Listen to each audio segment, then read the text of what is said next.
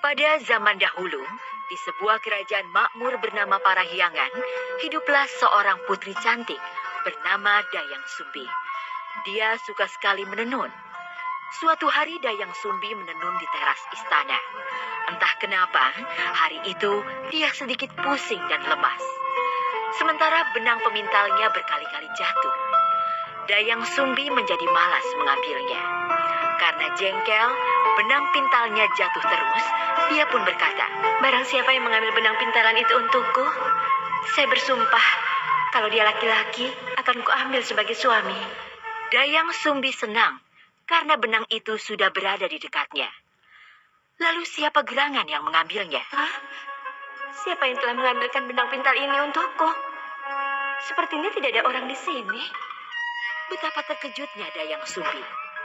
Karena yang mengambil benang itu adalah si Tumang, anjing kerajaan yang terkenal setia dan sakti. Akulah yang mengambilkan untukmu, Dayang Sumbi. Kamu, Tumang? Berarti kamu akan menjadi suamiku?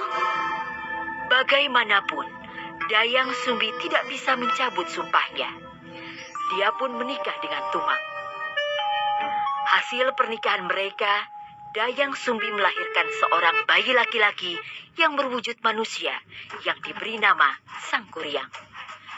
Tumang berpesan kepada Dayang Sumbi supaya tidak mengatakan pada Sangkuriang jika Tumang adalah ayahnya. Dayang Sumbi, tolong jangan katakan kepada anak kita jika aku adalah ayahnya. Baiklah, Tumang. Aku tidak akan mengatakannya kepada Sangkuriang anak kita.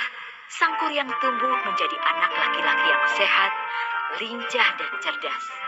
Tumang pun selalu mengikuti Sangkuriang kemana dia pergi, serta mengajarkan kesaktian yang dimilikinya. Ayo, Tumang. Ayo cepat. Kejar aku. Iya, Sangkuriang. Aku akan mengejarmu.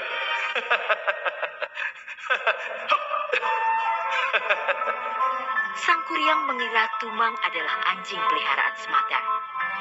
Dia tidak mengetahui jika Tumang adalah ayahnya. Suatu hari, Dayang Sumbi menyuruh Sangkuriang berburu binatang untuk pesta di istana. Sangkuriang anakku, pergilah berburu ke hutan bersama Tumang untuk pesta istana. Baik, Ibunda. Sangkuriang pasti akan mendapatkan hasil buruan yang banyak. Sangkuriang pun pergi ke hutan ditemani Tumang.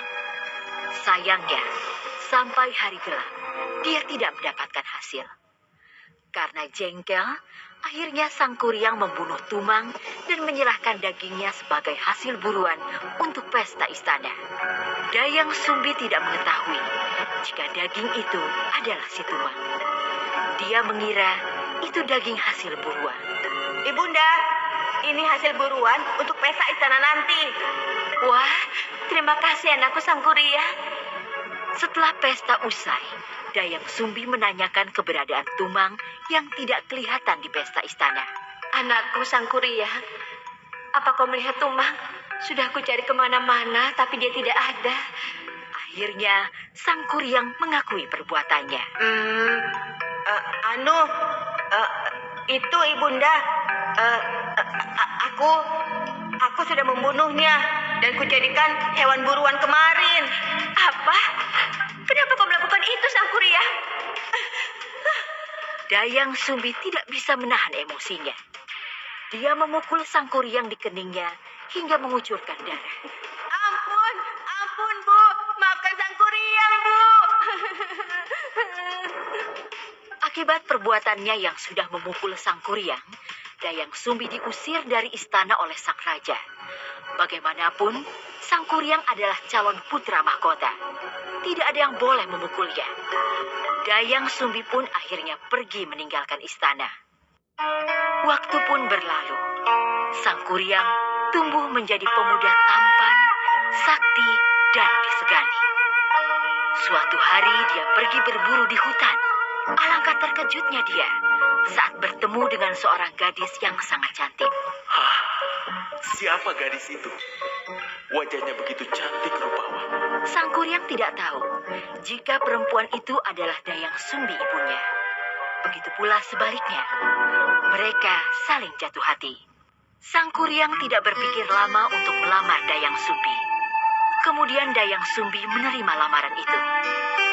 Dia sama sekali tidak mengenal Sang Kuryang yang sudah tumbuh dewasa. Baiklah. Aku bersedia menjadi istrimu, wahai pemuda tampan. Namun sebelum hari pernikahan mereka, Dayang Sumbi menemukan bekas luka di kening Sang Kuryang yang sama persis dengan anaknya dulu. Hah? Ya Tuhan, ternyata pemuda ini Sang Kuryang anakku. Luka di keningnya sama seperti dahulu. Dia memang anakku.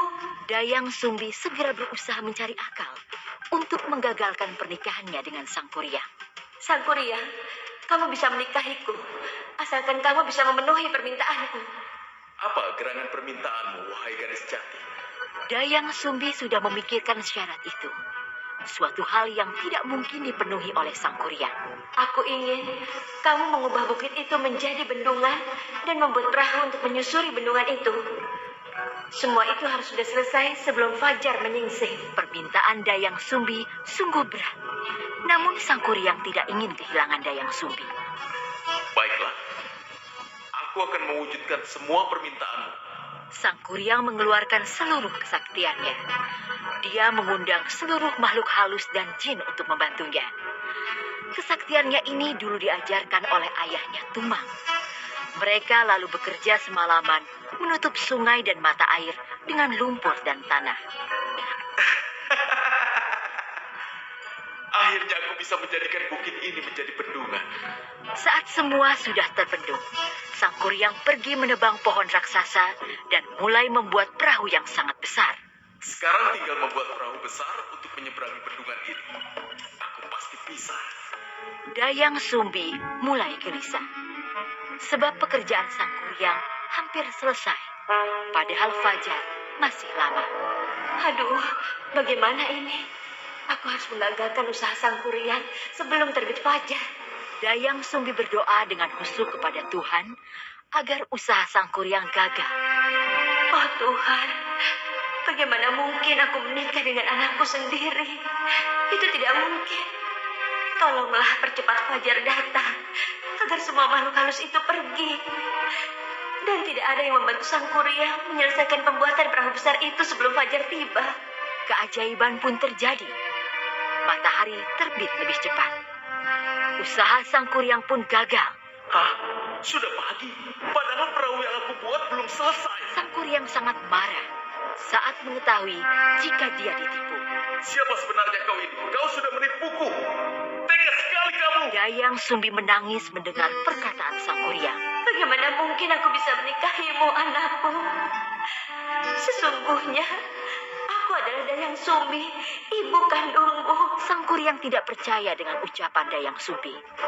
Dia marah. Tidak mungkin. Aku tidak percaya semua perkataanmu. Tidak mungkin. Tidak.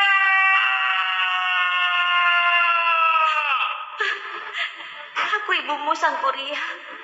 Ibu kandungmu. Kemudian Sang Kuryang menendang perahu buatannya hingga terlempar jauh. Perahu itu jatuh dengan posisi terbalik dan berubah menjadi gunung yang hingga sekarang dikenal dengan sebutan Gunung Tangkuban Perahu.